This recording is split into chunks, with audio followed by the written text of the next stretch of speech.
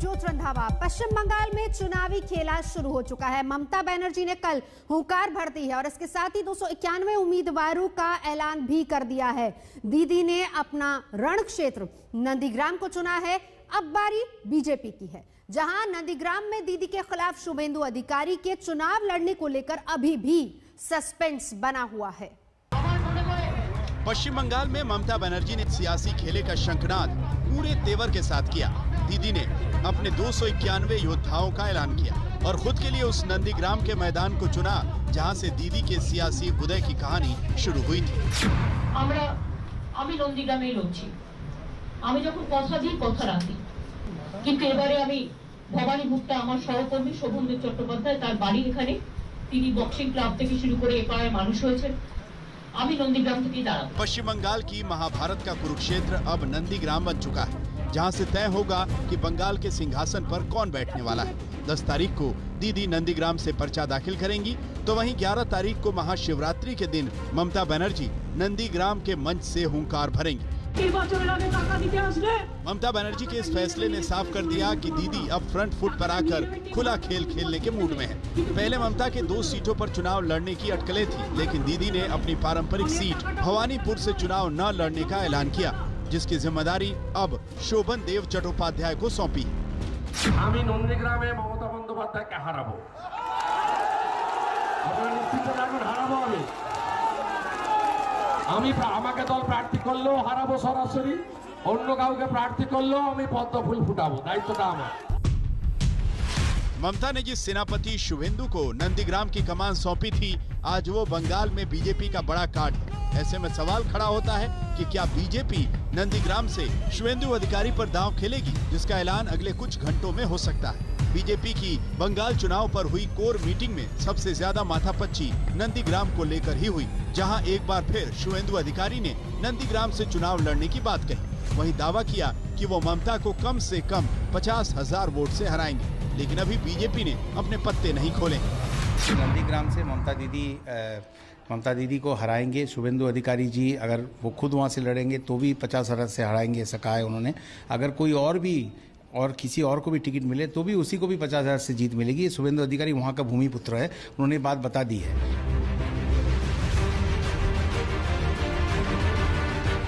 नंदीग्राम वो जगह है जहां से ममता के पश्चिम बंगाल की सत्ता में आने का रास्ता खुला था। किसान आंदोलन का गढ़ रहे नंदीग्राम से ममता की राजनीतिक जमीन को मजबूती मिली। साल 2007 में ममता बनर्जी का मां, माटी और मानुष का आंदोलन भी यहीं से शुरू हुआ था। 2011 में प्रस्तावित इकोनॉमिक जोन के खिलाफ किसानों की जमीन को बचाने के लिए ममता ने अभियान चलाया था, लेकिन जिस नंदीग्राम से ममता और शुभेंदु अधिकारी ने एक साथ जंग की शुरुआत की थी, उस अखाड़े में वो अब एक दूसरे के खिलाफ दंगल करेंगे। नंदीग्राम के संग्राम से ममता बनर्जी ने 34 साल के लेफ्ट शासन को उखाड़ फेंका था और सत्ता के शिखर पर पहुंची थी। नंदीग्राम भले ही ममता का गढ़ रहा हो, लेकिन शुभेंदु अधिकारी की यहाँ तूती बोलती है।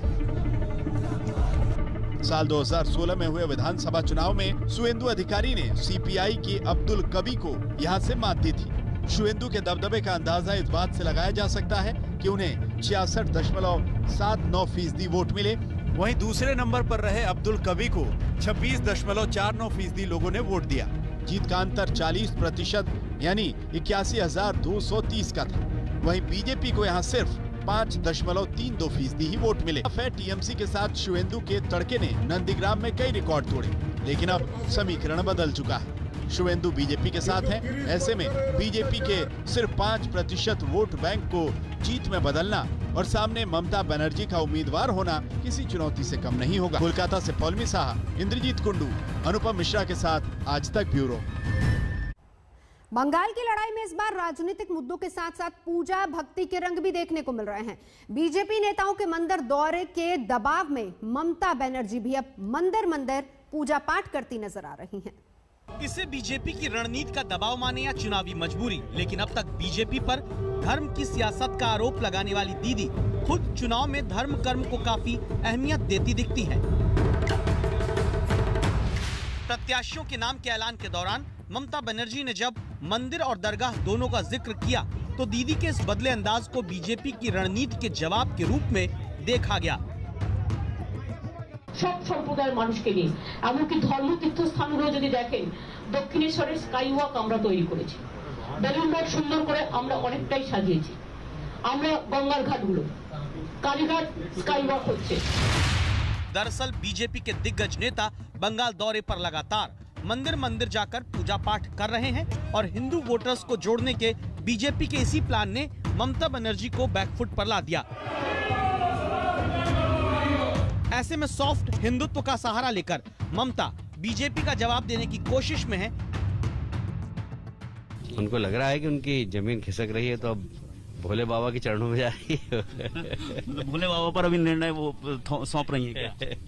जो उन्होंने 10 साल तक उन्होंने छल कपट किया, तो अब भोलेनाथ की शरण में जा रही है। मुस्लिम तुष्टीकरण का आरोप लगाकर बीजेपी लगातार ममता पर हमलावर है और इस बार टीएमसी के प्रत्याशियों की सूची पर भी इसका साफ असर दिखता है। टीएमसी ने 42 मुस्लिम उम्मीदवारों को टिकट दिए हैं, जबकि पिछले चुनाव में 56 मुस्लिम प्रत्याशियों को मैदान में उतारा था, जिनमें 32 ने जीत हासिल की थी। हालांकि बीजेपी के हिंदू कार्ड का जवाब देते हुए ममता बनर्जी अपने कोर मुस्लिम वोटरों को नाराज नहीं कर सकती, क्योंकि प्रदेश में 27% आबादी वाला मुस्लिम समुदाय करीब 120 सीटों पर अहम भूमिका निभाता है। मुर्शिदाबाद, मालदा, उत्तरी दिनाजपुर, बीरभूम और दक्षिण 24 परगना जैसे जिलों में मुस्लिम वोट जीत हार तय करने की स्थिति में है। लिहाजा अपनी प्रेस कॉन्फ्रेंस में ममता बंगाल में मुस्लिम सियासत का सबसे बड़ा केंद्र बने फुरफुरा शरीफ का जिक्र करना नहीं भूली। ফুরফুরা শরীফ থেকে শুরু করে আমরা প্রচুর বেরিয়ার গ্রাউন্ড, মাঝি থান, জাহের থান থেকে শুরু করে জয় জোহার অনেক কাজ করেছি। তাই আমি সকলের কাছে আবেদন করব, ধর্ম বর্ণ নির্বিশেষে শান্তিপূর্ণভাবে কোভিড পরিস্থিতি মেনটেন করেও আপনারা দয়া করে নিজেদের ভোটটা নিজেরা দেবেন, আর কোনো ভুয়ো প্রচারের কাছে কেউ মাথা নত করবেন না। साथ ही 2011 और 2016 के विधानसभा चुनाव की तरह इस बार भी ममता बनर्जी ने प्रत्याशियों के नामों का ऐलान शुक्रवार को ही किया। मिशन बंगाल में जुटी बीजेपी दलित आदिवासी समुदाय को भी अपने पाले में लाने के लिए जी तोड़ प्रयास कर रही है। उसकी सबसे ज्यादा नजर मतुआ समुदाय पर है, जिसके घर जाकर खुद गृह मंत्री अमित शाह खाना खा चुके हैं। बंगाल की 40 सीटों पर मतुआ समुदाय का सीधा असर है। 24 परगना, नदिया, दक्षिण 24 परगना के अलावा हुगली और कूच बिहार में इस समुदाय के काफी वोटर हैं। 26 जनवरी को बांग्लादेश के दौरे पर पीएम मोदी मतुआ समाज के धर्मगुरु हरिचांद ठाकुर जन्मस्थली जाएंगे। ऐसे में पीएम मोदी के इस दौरे को लेकर टीएमसी की बेचैनी बढ़ी हुई है। ये छोटी बुद्धि के बयान है। बांग्लादेश के लिए कल वो दिन बहुत महत्वपूर्ण दिन है, क्योंकि उनकी स्वतंत्रता के 50 वर्ष पूरे हो रहे हैं और इन 50 वर्षों के कार्यक्रम में, सेलिब्रेशन में हमारे देश के प्रधानमंत्री को उन्होंने बुलवाया है। ये हम सबके लिए गौरव की बात है। दलित आदिवासी समुदाय पर बीजेपी के प्लान का जवाब देने के लिए टीएमसी ने इस बार एससी और एसटी प्रत्याशियों की संख्या भी बढ़ा दी। टीएमसी ने इस बार 79 एससी जबकि 17 एसटी उम्मीदवार उतारे हैं। साफ है कि सत्ता की हैट्रिक जमाने के लिए ममता बनर्जी कोई भी ऐसा मौका नहीं छोड़ना चाहती जिसका फायदा उठाकर बीजेपी उन्हें मात दे सके।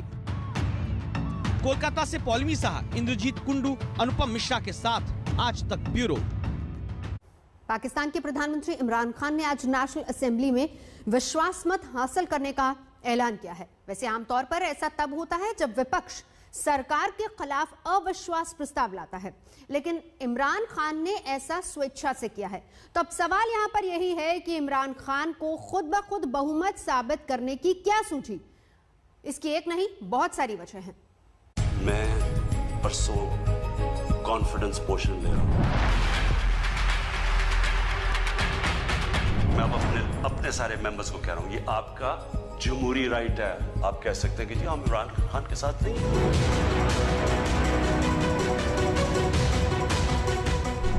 मैं आपकी इज्जत करूंगा, ठीक है। मैं नायर हूं, नाकाबिल नहीं हूं।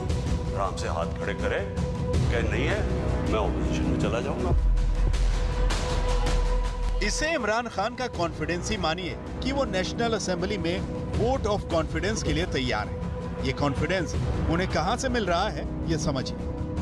342 सदस्यों वाली पाकिस्तान की नेशनल असेंबली में इमरान खान की पार्टी पीटीआई के 157 सदस्य हैं, जबकि नवाज शरीफ की पार्टी पीएमएलएन के 84 और बिलावल भुट्टो की पीपीपी के 54 सदस्य हैं, यानी कुल 138 सदस्य। तो अब सवाल यह है कि इमरान खान को नेशनल असेंबली में बहुमत हासिल करने की क्या सूझी? ये पाकिस्तान की सिंध असेंबली की तस्वीरें हैं। यहाँ सीनेट चुनाव में पीटीआई के 3 सदस्यों ने बगावत कर दी, जिन्हें खुद पीटीआई के साथियों ने सबक सिखा दिया। दरअसल मंगलवार को पाकिस्तान में सीनेट की 37 सीटों के लिए चुनाव हुए थे, जिसमें 18 सीटों पर इमरान खान की पार्टी के उम्मीदवार जीत गए। लेकिन इस्लामाबाद सीट पर इमरान के करीबी और पाकिस्तान के वित्त मंत्री अब्दुल हफीज शेख पूर्व प्रधानमंत्री यूसुफ रजा गिलानी से हार गए। इसके बाद इमरान खान को अपनी पार्टी के सदस्यों पर भरोसा नहीं रहा। इमरान खान साहब ने और उनकी जमात ने एक मुत्तफिक का फैसला किया है कि इमरान खान इंशाअल्लाह इस ऐवान से एतमाद का वोट लेंगे और वाज़ेह हो जाए कौन कहां खड़ा है। सारी कौम ने देखा है कि पैसे देके एक वजीर जीत गया और बड़ी तालियां बजे जी, बहुत बड़ा जबरदस्त काम किया उसने। इमरान खान चाहते तो विपक्ष की डिमांड को अनसुना कर सकते थे, लेकिन विपक्ष इमरान सरकार के खिलाफ अविश्वास प्रस्ताव लाने की तैयारी करके बैठा था। लेकिन इमरान ने खुद ही अपने विरोधियों की हसरत पूरी कर दी। इन्होंने ये प्लान किया कि ये जो हमारा इलेक्शन था हफीज शेख का और यूसुफ रजा गिलानी का, इसमें इन्होंने पूरा पैसा चलाना था। पूरी कोशिश करनी थी कि हमारे मेंबर्स तोड़ें। एक दफा आ जाए कि जी इमरान खान के मेंबर उधर जा सकते हैं और इनके मेंबर ज्यादा हो गए हैं, यानी हमारे मेंबर्स इनके साथ चले गए, इसका मतलब कि अगला स्टेप ये वोट ऑफ नो कॉन्फिडेंस ले आए।